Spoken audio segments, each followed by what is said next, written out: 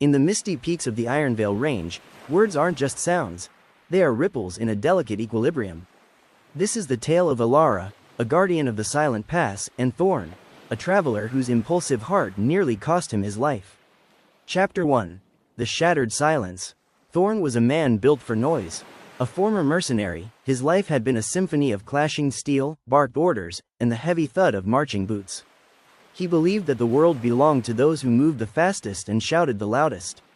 When he reached the high trail of the pass, he didn't stop to admire the mist-clung valleys or the ancient pines that clung to the cliffs like gnarled fingers. He was hunting for the hidden vault, a place of legend said to hold the source of will. Is there no one in these gods' forsaken peaks? Thorne roared, his voice bouncing off the granite walls.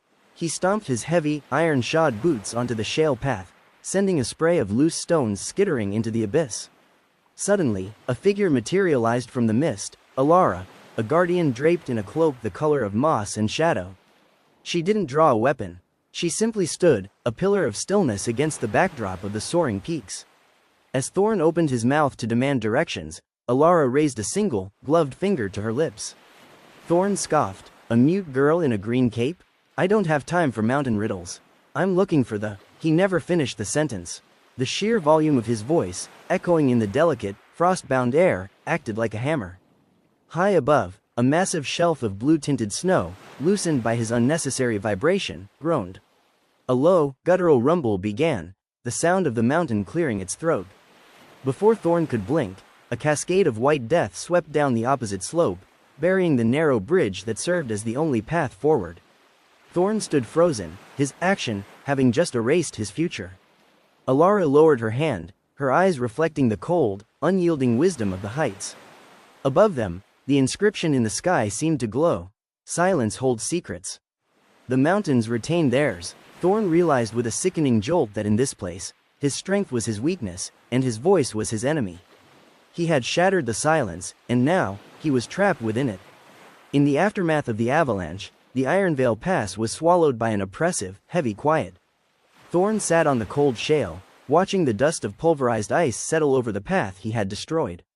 Beside him, Alara remained a statue of green and leather, her silence no longer a suggestion, but a requirement for survival. Chapter 2. The Echo of Regret. For the first 24 hours, Thorne's mind was a hornet's nest. He wanted to pace, to swear, to demand a new route. He tried to speak 3 times, but each time, Alara's eyes, sharp as a hawk's, fixed on his, and he felt the weight of the mountain pressing against his lips. Trapped in a shallow cave to avoid the biting wind, Thorne was forced into the one thing he had avoided his entire life: stillness. Without the noise of his own voice to distract him, his memories began to play back with terrifying clarity. He saw the face of a younger brother he had scolded into silence, the friends he had lost to his own, honest, but brutal opinions, and the battles he had charged into without a plan, only to leave good men behind. He realized that his life had been a series of noisy accidents. He had mistaken movement for progress and volume for authority. "You aren't listening to the mountain," Alara finally whispered, her voice so low it seemed to come from the stone itself. "You are only listening to the ghost of who you think you are." Thorne looked at her, his usual retort dying in his throat. He watched as she prepared a simple meal, her every movement, the striking of the flint, the pouring of the water, done with such deliberate precision that not a single drop was wasted. He began to copy her. He tried to set his bedroll without the usual clatter. He tried to breathe without the heavy, impatient huffing of a man in a hurry. As the noise in his limbs subsided, the noise in his head began to follow. By the 3rd night, Thorne understood the oracle's secret. Regret is the echo of an unthinking act. He looked at the inscription above the pass again. He didn't just see the words, he felt their weight. He was no longer a man waiting for the path to clear, he was a man waiting for his mind to settle. In the shadow of the peaks, Alara stood before Thorne, her presence as unyielding as the stone beneath them. To move forward, she explained, he had to master the Ironveil Code, a mental discipline designed to prevent the reckless vibrations that caused the avalanche. Chapter 3. The 3 Filtered Gates. Alara led Thorne to a narrow ledge overlooking a drop that seemed to have no bottom. "Every word and every action," she whispered, "is a stone thrown into a pond. Before you throw it, you must pass it through the 3 filtered gates. The first gate, is it true?" Thorne realized how much of his decisiveness was built on assumptions. He had charged into the pass assuming he knew the way, assuming the mountains would bend to his will. The first gate demanded absolute reality. If an action or word wasn't rooted in cold, hard truth, it was discarded. The second gate. Is it necessary? This was Thorne's greatest challenge. He found that most of his movements, the nervous tapping of his fingers, the constant adjustment of his pack, the urge to complain, were entirely unnecessary. The mountain doesn't move unless it must, Alara observed. Why should you? The third gate. Is it helpful? The final gate was a test of intent. Did his words build a bridge or burn one? Did his actions protect the silence or shatter it? Thorne looked at the runes in the sky. Silence holds secrets. He realized that his previous outburst wasn't just loud, it was destructive. It had helped no one, least of all himself. For 3 days, Thorne practiced the internal siege. He sat in total silence, visualizing his thoughts trying to rush toward his lips, only to be stopped by the iron bars of the gates. He learned to catch the impulse before it became an act. By the end of the week, the frantic energy in his chest had cooled into a steady, focused glow. He wasn't just waiting anymore, he was preparing. He had stopped being a victim of his impulses and had become a strategist of his soul. In the heart of the Ironveil Range, Alara led Thorne to the Whispering Bridge, a narrow, translucent span of ice arching over a mile-deep chasm. The bridge was so sensitive that it didn't just react to weight, it vibrated in resonance with the frantic rhythm of a traveler's heart. Chapter 4. The Weighted Breath. To cross, Alara whispered, her voice barely a ripple in the freezing air. You must be heavier than your fear but lighter than your impulse. You must master the weighted breath. Thorne looked at the bridge. His old instinct screamed at him to run, to get the ordeal over with as fast as possible. He took one hurried step, his heavy boot clacking sharply on the frost.